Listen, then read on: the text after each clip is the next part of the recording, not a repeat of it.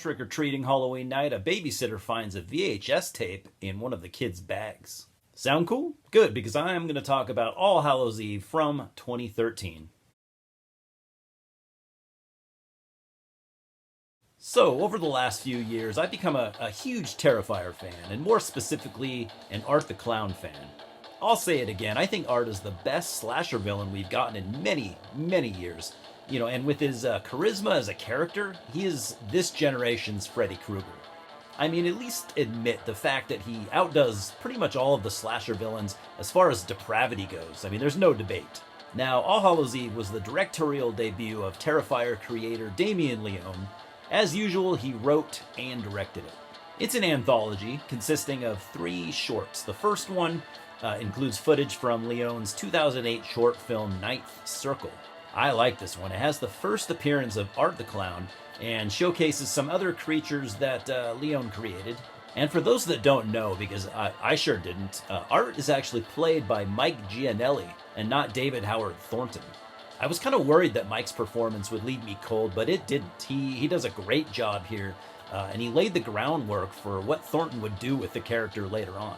He isn't as animated or as expressive as Art as we know and love, but he definitely doesn't disappoint, and he deserves some credit for shaping the character and bringing him to life.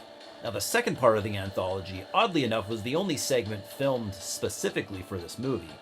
And what's weird is that it's by far the weakest one here. It's like some sort of home invasion story with an alien-type creature. The creature looks fine but forgettable, and the segment just seems thrown together.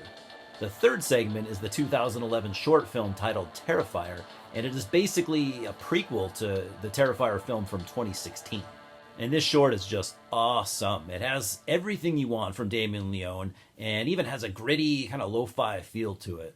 It centers around a girl driving to her next destination. You learn that she works on independent films. I think she said she was I can't remember. Not an actor, but something else. She's lost and stops for gas. As she pulls up, you see the store clerk throwing out our man Art the Clown for doing what he does, smearing poop on the bathroom walls. I love the part where the guy screams, "Are you out of your mind?" at Art, who just kind of smiles and nods his head. It's excellent work, Mr. Giannelli. The guy tells Art to leave, who does after he waves at the girl. So gas station guy pumps her gas and writes down some directions, and they both hear a crash inside the store.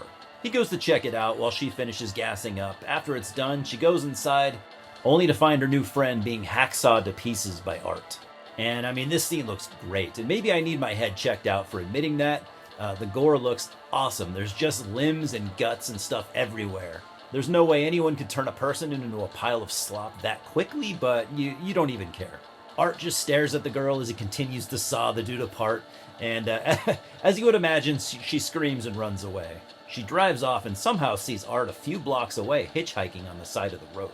This reminded me that Art has always had this unexplained supernatural element to him. So her phone battery dies as she tries to call for help, and she stops the car, and there's Art again trying to get inside. She screams and drives off again. She sees another car pulled over with the hazard lights on, so she stops. That might sound stupid, and it is, but it had to happen because when she gets out and opens the door, she's greeted by a barely alive, dark-haired woman whose face has just been carved like a pumpkin.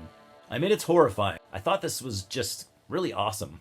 I know it's weird to use the term awesome for a poor woman that no longer has a face, but goddammit, it is. So our girl gets back into her car and drives off, only to find Art inside of her car, one of his signature moves, of course. And I'll stop here so I don't spoil the last 15 minutes.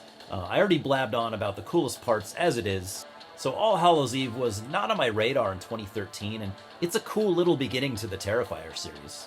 It's worth watching and even picking up like I did for the first and third segments, pretty much. The middle is, in my opinion, pretty useless.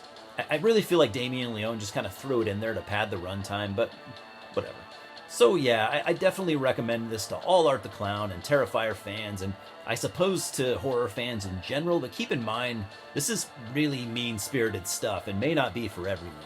It actually has some of the more sadistic Art the Clown moments, and I always admire Damien Leone for not pulling any punches. No keeping things safe ever for him. I'm giving All Hallows Eve a 6.5 out of 10. It's a cool piece of horror history, even if it's not without its flaws. Cheers, guys.